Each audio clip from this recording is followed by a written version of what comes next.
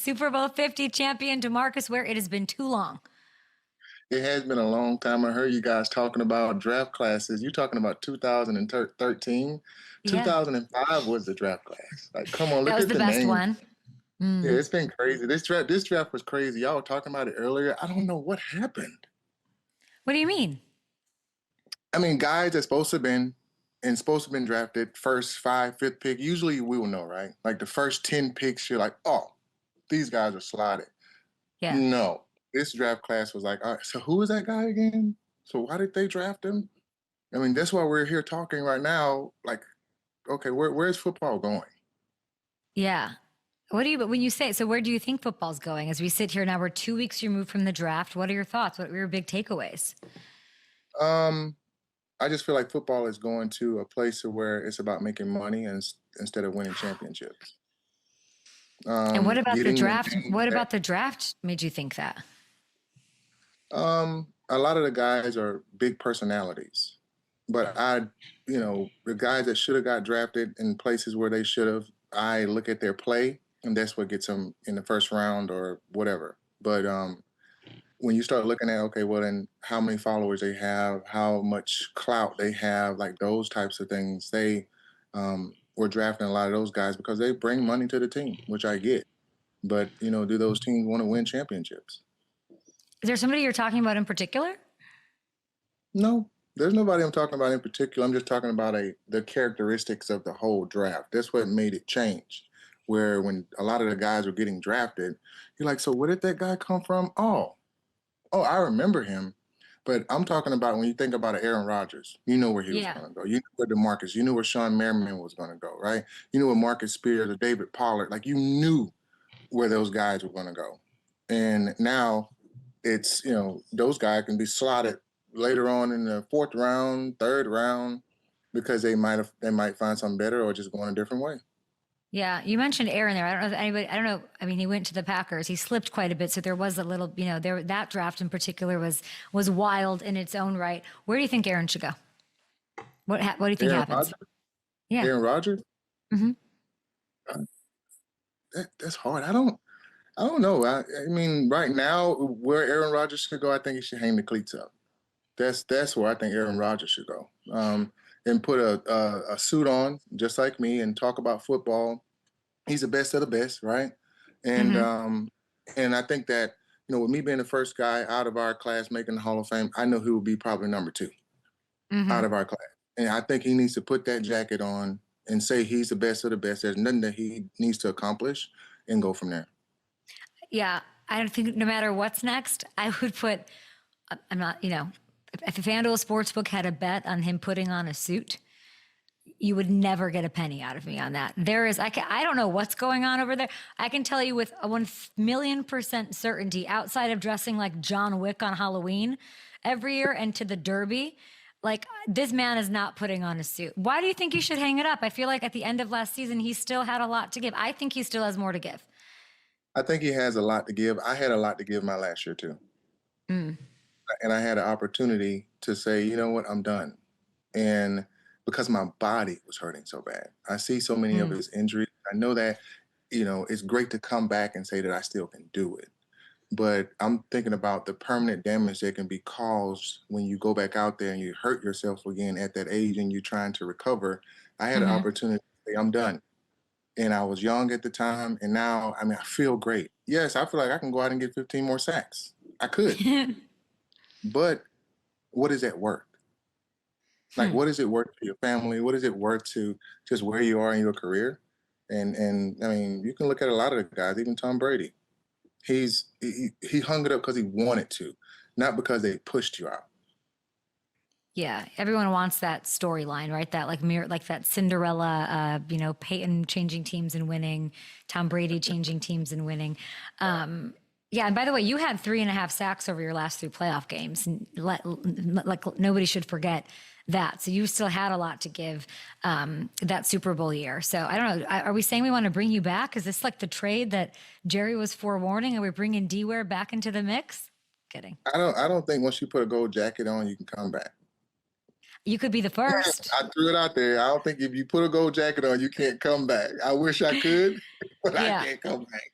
Now, the Cowboys are not worried about gold jackets. You have one, Jerry has one. It's all great. It's all beautiful. Yeah, They need to just win a Super Bowl. And this huge yeah. trade news happened this morning with them getting a really talented, skill wise, talent wise, size wise, speed wise. George Pickens is now a Dallas Cowboy alongside CeeDee Lamb. I love this from Mr. Deep Ball Dak. I got to say, what do you make of the trade? What do you think? I think it's a really great trade because, the way that they drafted, I was, asked, okay, where would you draft? And I was like, first of all, you got to get the ground and pound game going. That's how when we played, we had Andre Garrard, Larry Allen, we had Flozell Adams. I mean, just to name it, we had a big offensive line.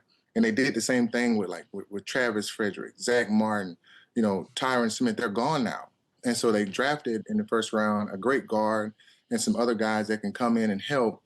But where was that wide receiver? Where was that, Mm-hmm. that PO slash, another player? Now you got that CD Lamb and you got Pickens. And I think that's one of the things that was missing. And going into the draft, they needed a wide receiver. They need that number 2 guy.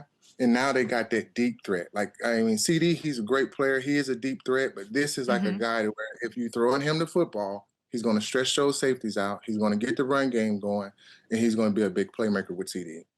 Yeah, and they did shore up the line, like you said, 3 first-round offensive linemen over the last 4 years, I believe. They bring in Pickens. Do you think they got the right wide receiver? Because he wasn't the only one, of course, available. It's a trade, but you had Amari Cooper available in free agency. Keenan Allen still out there. Is George Pickens the right guy, and why?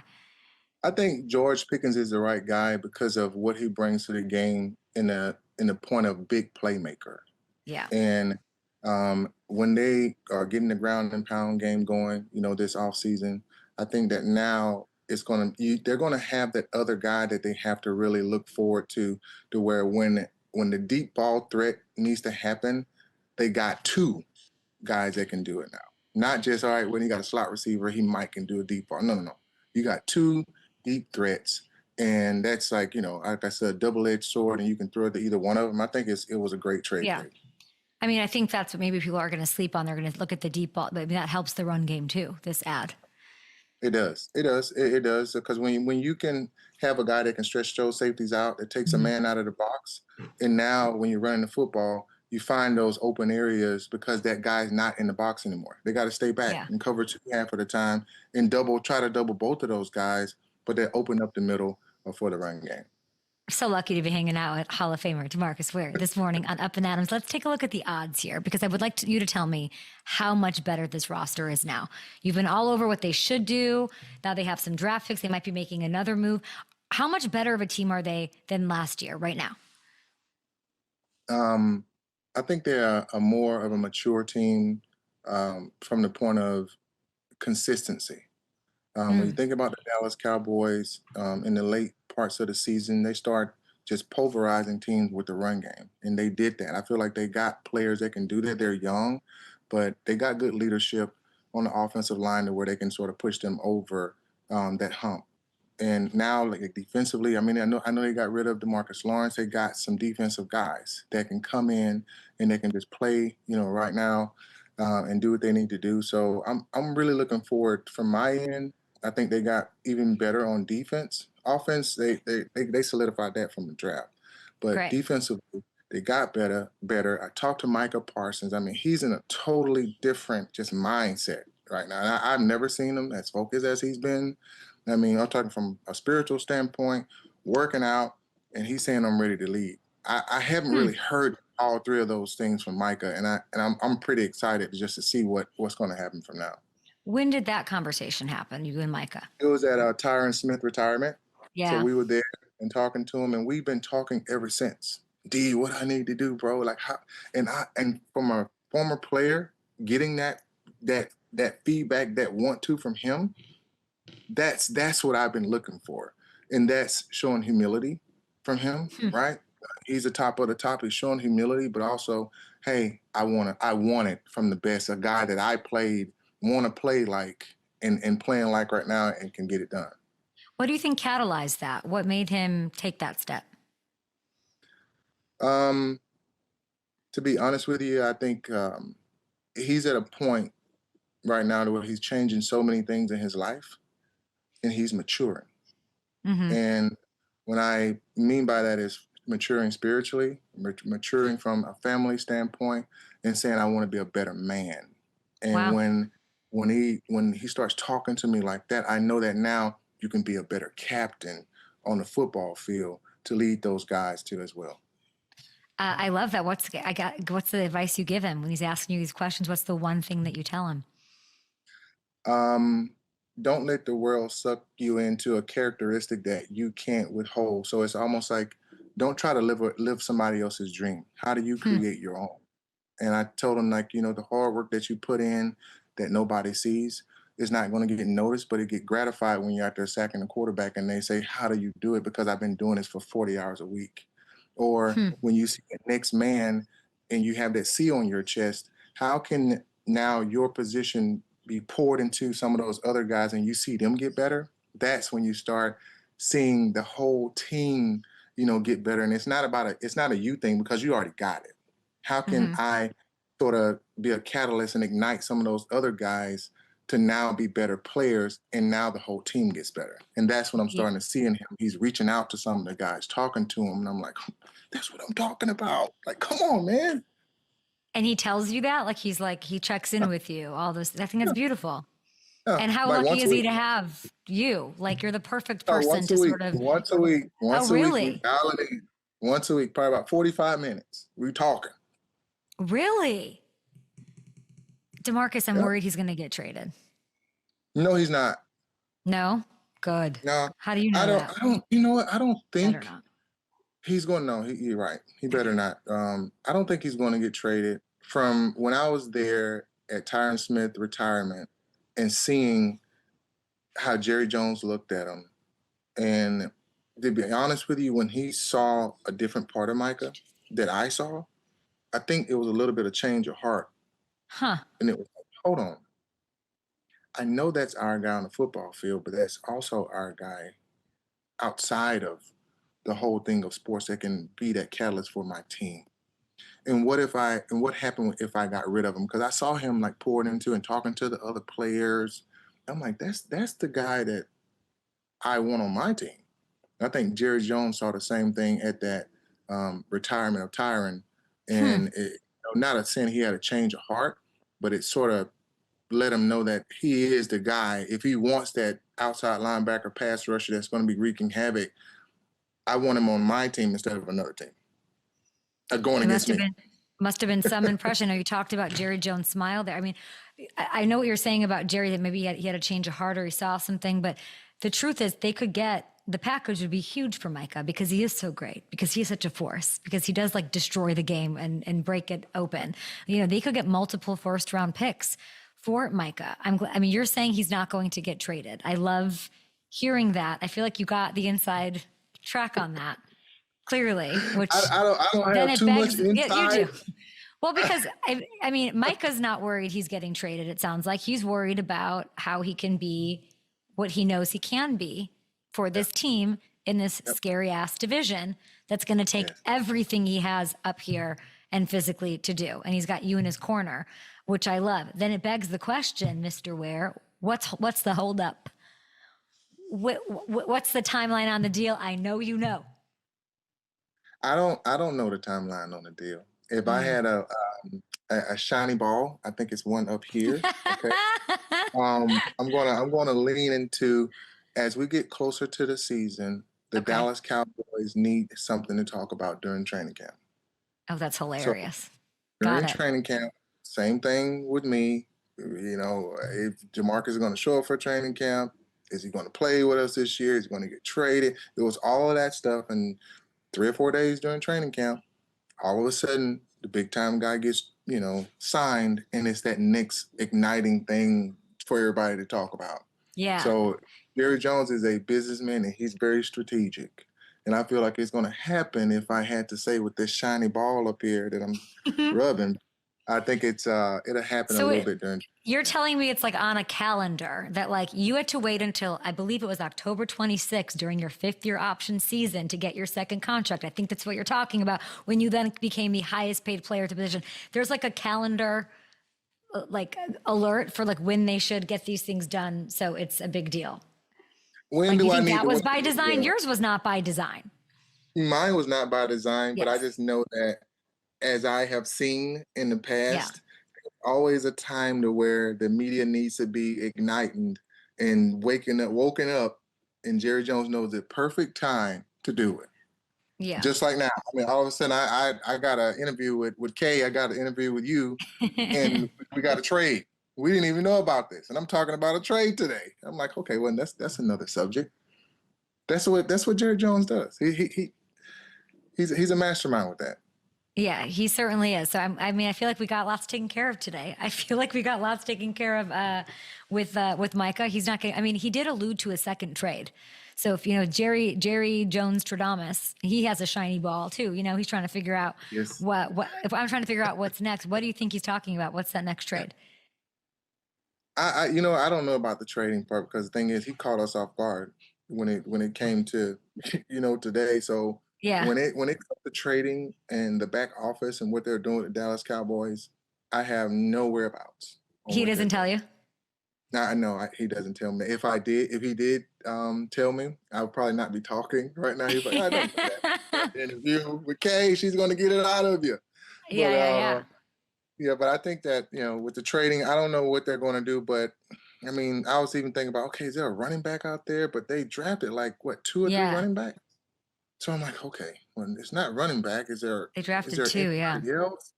Is there a defensive guy still out there that they can try to get? yeah. I don't know because they needed what, a corner? Like, was it a corner? I can't remember exactly what it is. We needed a lot of things I with think the they with could the still bring in Amari Cooper. I know that sounds crazy, but you can't tell me that there's not a little role for him on this team. Go Yeah, get you Amari think they Cooper, can or bring him back? maybe, yeah, or Do you maybe think Joe it'll gel Ortiz will now with sign him. Pickens and CD? You think they'll gel with CD and Yeah, Pickens? I'd like to see it happen. I'd like to see maybe even another wide receiver. We're going to take a break, but don't go anywhere, DeMarcus. I want to ask you one more question about your Broncos after the Okay. break. We've got Joe Ortiz. We're going to flip over to the AFC and the AFC West after this. DeMarcus, I'm seeing one of the headlines this morning is Nik Bonitto, okay, that they're trying to extend him. There's a thought out there in the world that it was like a one and done, like anomaly season, right? He crushed. He had like the third most sacks in the league. What does your gut tell you? Like, of course, we need to see it again. We can't say he's second team All Pro. We can't say he's one of the best to do it, right? Top 5 or anything. But do you think that it was an anomaly, or is he due to repeat it? In the AFC, he can repeat it. Okay, He can. I think interesting. that with the way me playing in the AFC and how they did things, I think that he can repeat what he did. It's a throwing game in AFC. NFC now, I would say Huh? no. They're going to put Huh? that tight end up there with that running back. No, you know, there's no chance. But in the AFC, there's a lot more one-on-ones. There's a lot more pass game. And he can do it. I mean, I Hmm. went over there at the late part of my career and was still able to be effective because I got a lot of one-on-ones. That's just the way that they play, especially in that division. I think he can do it again. Yeah, I think. I mean, but he's special. But outside of that, like, your face kind of lit up when I said his name. Is he special? He is. Yeah. um, he Right. reminded me like a combination of like Shaq Barrett Oh, and Von Miller. Like Shaq wow. Barrett. It's pretty good. No, I'm just saying, like Shaq Barrett, he's more like a solid block. Like, I mean, solid guy, Okay. had, very fast, but had the quickness of Vaughn. Yeah. Like, so with Vaughn was more of a lean guy, but when you have a combination of power and speed, he has both of those. Yeah. Um, that's why I say he can repeat it. He's not Yeah. a one wonder because he's one dimensional. He can do it again because he has all the attributes to be a great player and be consistent. Sean Payton and George Payton are like, stop, DeMarcus, stop talking him up. We don't want to pay him his bag that we It have is to what get it him. is. Y'all A have to give him spade's the a bag. spade. We have 15 seconds. The GM of the Chargers, Joe Ortiz, is listening to us talk about this Destructicon with the Broncos. I'm going to ask you here in 15 seconds. You said that the Broncos were going to take a leap this year. Now you're 6'4", I'm 5 feet. Your stride's a bit different than mine. What does leap mean? What kind of a leap we talking here? Quick. I think the leap with the Denver Broncos, like you said, I'm 6'4", and you said Yeah. you're 5'3", right? Five. I love you. 5'5". Okay, cool. That means like your legs are going to speed up and go faster, and being able to catch up to things. And I think that now the Denver Broncos, they have gotten to a point that they solidified everything. I don't even see like there's any holes on their teams, but like the youngness. Ooh. Can Okay. their maturity actually stand the test of time of the experience of the NFL? Look at what happened last season, and I was so surprised. I went to a couple games. I'm like, oh, they got a good team, and then they Yeah. kept winning and getting better. So I think that it's the sky's the limit for the Denver Broncos. Okay, I love that. I mean, my next guest isn't going to love that. So you're saying like a 10-foot, 2-inch broad jump kind of leap for your Denver Broncos. DeMarcus Yes. Ware, you are an absolute legend, a Hall of Famer. That bite is going to be everywhere that you said he's not getting traded. And I thank you as always. Love you. Thank you so much.